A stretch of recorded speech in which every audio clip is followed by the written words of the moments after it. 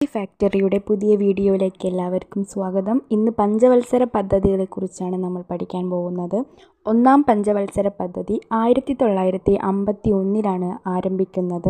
ഒന്നാം പഞ്ചവത്സര പദ്ധതിയിൽ കൃഷി, ജലസേചനം, കുടുംബാസൂത്രണം എന്നിവയ്ക്കായിരുന്നു പ്രാധാന്യം നൽകിയിട്ടുണ്ടായിരുന്നത്. ഒന്നാം പഞ്ചവത്സര പദ്ധതിയുടെ ആമുഖം അല്ലെങ്കിൽ കരട് തയ്യാറാക്കിയ വ്യക്തിയായിരുന്നു KN Raj. Harold Domar model എന്നറിയപ്പെടുന്ന പഞ്ചവത്സര പദ്ധതിയാണ് ഒന്നാം പഞ്ചവത്സര പദ്ധതി.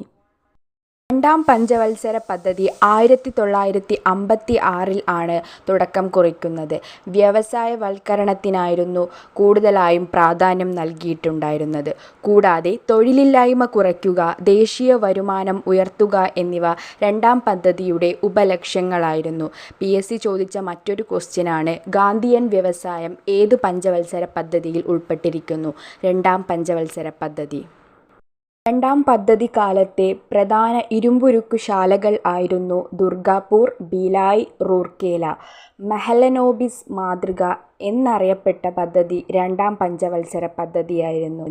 മൂന്നാം പഞ്ചവത്സര പദ്ധതി 1961 ആരംഭിക്കുന്നത്.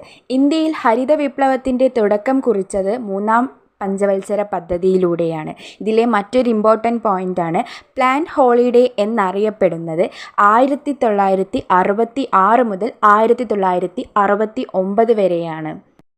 എപ്പോഴാണ് ആസൂത്രണ കമ്മീഷൻ സ്ഥാപിതമായത്? 1950 സ്ഥാപിതമായിട്ടുള്ളത്. ഇതിൽ നോക്കേണ്ട മറ്റ് 2 പോയിന്റുകളായിരുന്നു ആസൂത്രണ കമ്മീഷനിൻ്റെ ആദ്യ അധ്യക്ഷൻ ആയിരുന്നു ജവഹർലാൽ നെഹ്റു, ആദ്യ ഉപാധ്യക്ഷൻ ആയിരുന്നു ഗുൽസാരിലാൽ നന്ദ. ഇന്നത്തെ വീഡിയോ അവസാനിച്ചിരിക്കുന്നു. മറ്റു പഞ്ചവത്സര പദ്ധതിയുമായി നമുക്ക് അടുത്ത സെക്ഷനിൽ വരാം. വീഡിയോ ഇഷ്ടപ്പെടുകയാണെങ്കിൽ സബ്സ്ക്രൈബ് ചെയ്യുക, ലൈക്ക് ചെയ്യുക.